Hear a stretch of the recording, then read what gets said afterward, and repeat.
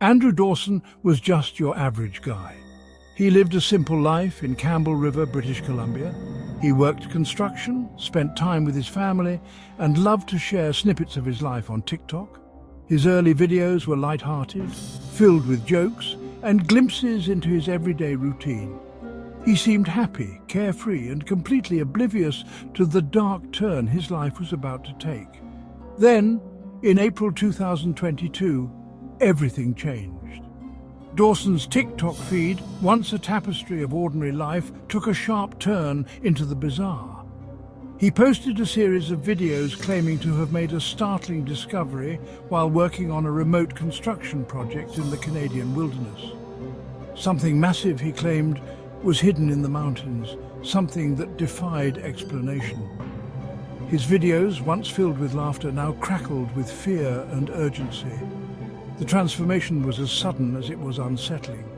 His followers, initially skeptical, watched with growing unease as Dawson's videos became increasingly frantic. He began reporting strange occurrences, claiming to be followed by unmarked vehicles. He spoke of shadowy figures lurking in the woods, always watching, always just out of sight. The fear in his voice was palpable, a stark contrast to the carefree young man who had once entertained his followers with silly jokes and glimpses into his daily life. The light-heartedness that once defined his online persona had vanished, replaced by a chilling paranoia that sent shivers down the spines of his viewers. Dawson's transformation from an ordinary construction worker to a harbinger of something sinister was as swift as it was unsettling.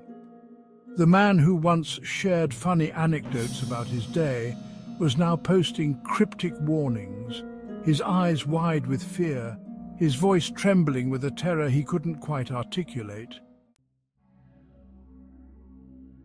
Dawson's videos grew increasingly alarming as he presented what he believed to be evidence of his claims. He shared blurry images and shaky footage of colossal figures moving through the remote wilderness. These weren't just tall people, he insisted, but something far more imposing, something that defied the natural order: giants. The grainy images, often shot from a distance, left much to the imagination, fueling the fire of speculation among his rapidly growing audience. As Dawson's videos gained traction, so too did the theories surrounding his claims. Some dismissed it as an elaborate hoax, a desperate bid for internet fame. Others, however, saw something more credible in his increasingly frantic videos. They pointed to the genuine fear in his eyes, the tremor in his voice, as evidence that he truly believed what he was seeing. The lines between reality and online spectacle began to blur, leaving viewers questioning what to believe. Adding fuel to the fire, Dawson began reporting encounters with men in black suits, their faces obscured by sunglasses, their demeanor cold and threatening. These enigmatic figures, he claimed, were government agents sent to silence him, to prevent him from revealing the truth about the giants. He shared videos of unmarked vehicles trailing him, their presence a constant reminder that he was being watched, his every move scrutinized. The narrative took on a distinctly X-Files vibe, blending elements of government conspiracies and paranormal phenomena into a captivating and unsettling mystery. The more Dawson spoke out, the more convinced he became that he was being followed, monitored, silenced. His videos took on a frantic energy, a desperate attempt to document his experiences before it was too late, before they silenced him for good. His once ordinary life had become a terrifying game of cat and mouse, with Dawson caught in the crosshairs of something far larger, far more sinister than he could have ever imagined.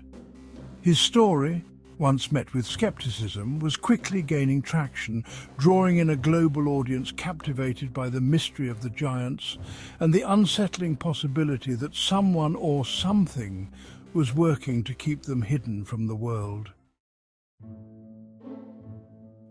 The internet, ever a breeding ground for speculation and conspiracy theories, latched onto Dawson's story with fervour. Online forums buzzed with discussions, dissecting his videos frame by frame, searching for clues, for any shred of evidence that could either prove or disprove his claims. The hashtag Andrew Dawson began trending, drawing in millions of viewers, some skeptical, others convinced that Dawson had stumbled upon something truly extraordinary, something that could rewrite history as we knew it. The mystery deepened when Dawson began hinting at a connection between the giants and UFO sightings that had been reported in the area. He posted videos of strange lights in the sky, unexplained aerial phenomena that seemed to defy the laws of physics. His once clear narrative, focused solely on the giants, was now becoming entangled with other unexplained phenomena, blurring the lines between reality and science fiction. The more Dawson dug, the more convoluted the mystery became, drawing in elements of government cover-ups, ancient legends, and extraterrestrial encounters. Adding another layer of intrigue, Dawson claimed that he was being followed not only by government agents, but also by individuals claiming to be researchers and journalists. These individuals, he alleged, were part of a larger cover-up, complicit in keeping the truth about the giants hidden from the public. He posted cryptic messages about being offered bribes to stay silent, to disappear quietly, to forget everything he had seen. His world, once grounded in the normalcy of everyday life, had become a tangled web of paranoia and suspicion, where everyone was a potential threat, every interaction a potential trap. Dawson's videos became a chronicle of his descent into a world of fear and uncertainty. He documented his every move, his every encounter, convinced that someone or something was closing in on him. His pleas for help, for someone to believe his story, grew more desperate with each passing day. He was a man trapped in a nightmare, his life transformed into a real-life thriller, with the stakes growing higher, the danger more palpable with each passing moment. The world watched, captivated by the unfolding drama, torn between skepticism and a growing sense of unease that perhaps, just perhaps, there was more to Andrew Dawson's story than met the eye. As Dawson's claims grew bolder, so too did the alleged attempts to silence him. He reported receiving threatening phone calls, warning him to stop talking, to leave the giants alone. He shared screenshots of ominous text messages, their senders unknown, their messages chilling in their brevity. The digital world, once a source of amusement and connection, had become a hunting ground, with Dawson the prey. Fueling the conspiracy theories, internet sleuths claimed to have uncovered evidence of government involvement in Dawson's case. They pointed to inconsistencies in official statements, redacted documents and suspiciously timed website outages as proof that something was being hidden from the public. The line between online speculation and real-world implications blurred, leaving many to wonder if the truth was out there, buried beneath layers of bureaucratic secrecy. Dawson's videos became increasingly erratic. He would switch locations suddenly, filming from moving vehicles, his voice barely a whisper as he spoke of being followed, of needing to disappear. There was a palpable sense of urgency in his tone, a desperation that resonated with his viewers. Was he merely a master manipulator, crafting a fictional narrative for online clout? Or was he a genuine whistleblower, desperately trying to expose a truth too terrifying for most to comprehend? Adding another layer of mystery, Dawson began alluding to a larger conspiracy, one that went beyond the giants and UFOs. He spoke of secret societies, ancient artifacts, and a hidden history that powerful forces were determined to keep buried. His claims, increasingly outlandish, were met with a mixture of ridicule and fascination. Was he losing his grip on reality, spiraling deeper into a world of paranoia and delusion? Or had he stumbled upon something so profound, so world-altering, that it threatened the very fabric of our understanding of history and the universe itself. The small town of Campbell River, once a quiet corner of the world, found itself thrust into the centre of a global mystery. Tourists and amateur investigators flocked to the area, hoping to catch a glimpse of the giants or uncover evidence of the alleged government cover-up. The once peaceful community was now caught in the crosshairs of a media frenzy, their lives disrupted by the sudden influx of outsiders drawn by the allure of the unknown.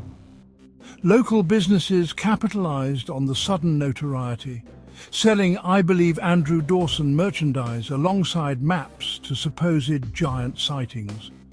The once sleepy town was now a hotbed of conspiracy theories and paranormal tourism, its residents caught between skepticism and the unsettling possibility that their friend, their neighbour, had stumbled upon something truly extraordinary.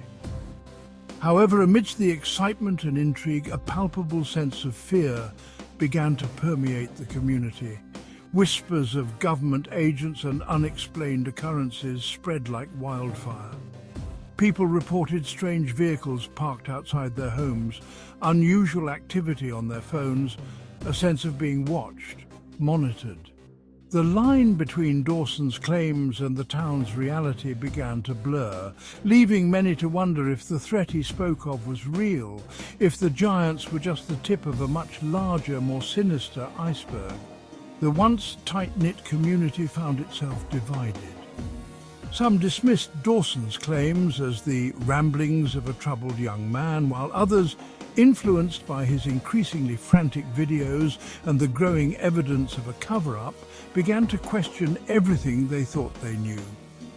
The mystery of Andrew Dawson had seeped into the very fabric of their lives, casting a long shadow of doubt and uncertainty over their once peaceful existence.